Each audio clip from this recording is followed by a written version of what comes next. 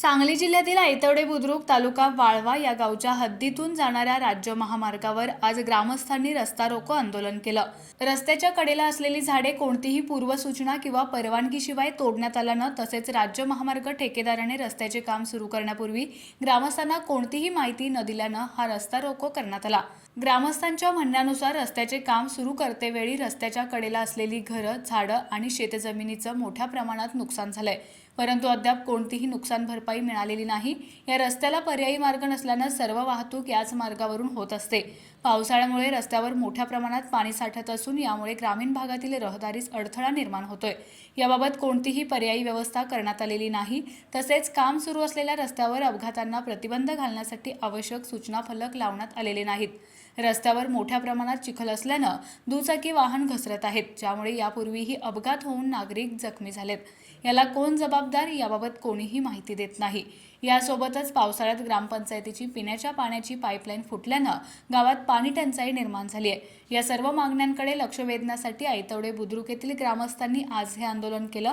नुकसान भरपाई न मिळाल्यास यापुढे अधिक तीव्र आंदोलन करण्याचा इशाराही यावेळी देण्यात आला। या आंदोलनादरम्यान कुरळप पोलीस ठाण्याचा चोख पोलीस बंदोबस्त ठेवण्यात आला होता। हे चिखलाचेच रस्ते आहेत, त्यामुळे माणसं इतकी पडतात।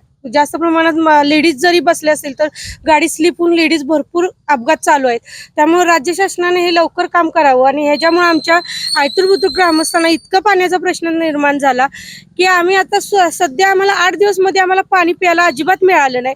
त्यामुळे आम्हाला एवढंच म्हणणं आहे राज्य शासनाला की तुम्ही लवकरात लवकर काम करावं आणि पावसाळ्यातच तुम्ही कसं काम काढलं, पावसाळ्याच्या आधी उन्हाळ्याभर तुम्ही काय सरकार झोपलं होतं का? हे माझं मत आहे की तुम्ही ज्यावेळी पाऊस नसतो, उन्हाळा असतो, त्यावेळी तुम्ही तेवढं काम करावं। आणि शेतकऱ्यांचं पण असं झालंय की शेतीपेक्षा रस्ता उंच झालाय, त्यामुळे शेतकऱ्यांना त्यांच्या शेतात खत म्हणा किंवा अवजार वाहनं म्हणा जाण्यास अडचणी यायला लागल्यात। ही शासनाने जरा दक्षता घ्यावी आणि पूर्वसूचना देऊन निसर्गाची तुम्ही झाडं पण इतकी बिन बोलता तुम्ही तोडलेत, त्याची जरा आम्हाला पूर्वसूचना द्यायची होती की आम्ही इथं झाडं तोडणार आहे। फळं जी निर्माण होणार ती पण त्या शेतकऱ्यांचं नुकसान झालंय। त्यांनी झाडं लावली होती ती तुम्ही तोडण्यात आलेत, तुमच्या हद्द म्हणजे रस्ता वाढवायचा आहे म्हणून। तर झाडं पण कमी प्रमाणात तोडावी। झाड हे एक आपल्या निसर्गाचं हे आहे, त्यामुळे राज्य शासनाचा माझ्याकडून धिक्कार आहे। दोन्ही बाजूच्या शेतकऱ्यांना माल आपला वर कसा काढायचा का त्याच्यासाठी सेपरेट रस्ता करायचा हे तरी सांगा आम्हाला। तुमची काय मागणी काय? ही रस्त्या जमीन लेवलच्या उंचीपेक्षा 1 फुटानेच उंच असावा, ज्यादा मर्यादेपेक्षा उंची नको आहे।